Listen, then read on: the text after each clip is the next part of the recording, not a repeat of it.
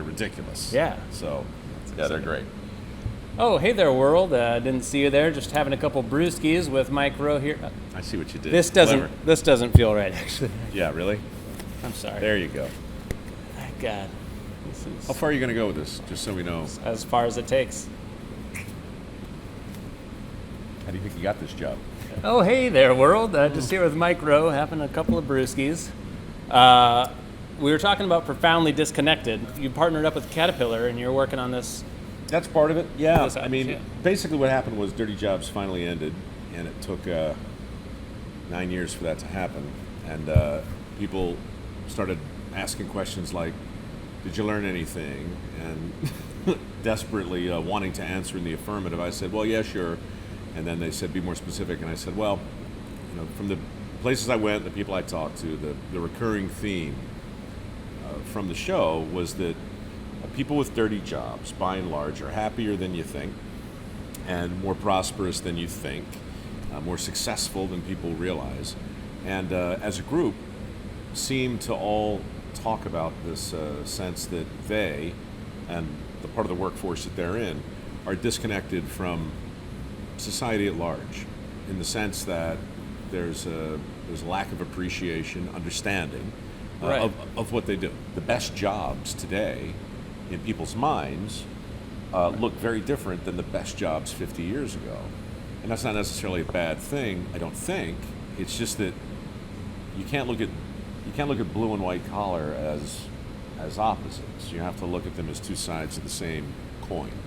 Right. And that just means you can't look at service and manufacturing as opposites. You can't really look at anything as opposite. But that's what we do. Well, there's something about the blue collar, the getting your hands dirty, that people still look fondly upon. I mean, just taking a poll of the ladies in the office today, we're really excited to see Mike Rowe come on the show, and they're like, I don't know what it is about Mike Rowe, Right. but he likes to get his hands dirty. I mean, you probably experience that a lot. I mean, they're just like... Look, there's no accounting for taste, but I think that what's attractive to me in people is a mix. The truth is, the handy gene is rampant in my family. They're all fishermen, farmers, tradesmen. But like all really great trades, they'll skip a generation, and it skipped me. Huh. So I wanted very much to be Bob Vila. I wanted to follow in my granddad's footsteps. I couldn't. I mean, I can hang drywall, but it's never quite straight. I can do all of it, but I'm not good. I relate to that. I want to be that. Yeah. And the closest I can, I'm more of like a handsy man. Just really. Well, I'll just take my Did I beer. mention that? Can I get you another beer, Mike? No? What would you do with this? On Dirty Jobs, my favorite moments are, when you can, I remember sexing chickens in Iowa. I remember you doing that. Squeezing the poop out of it and Yeah, looking sure. up their little assholes inside to see So small, yeah. boy or girl, right? And, doing this with a very old Asian man who's an expert at it, and just laughing and learning, and you're covered with, dander and chicken crap flying through the air.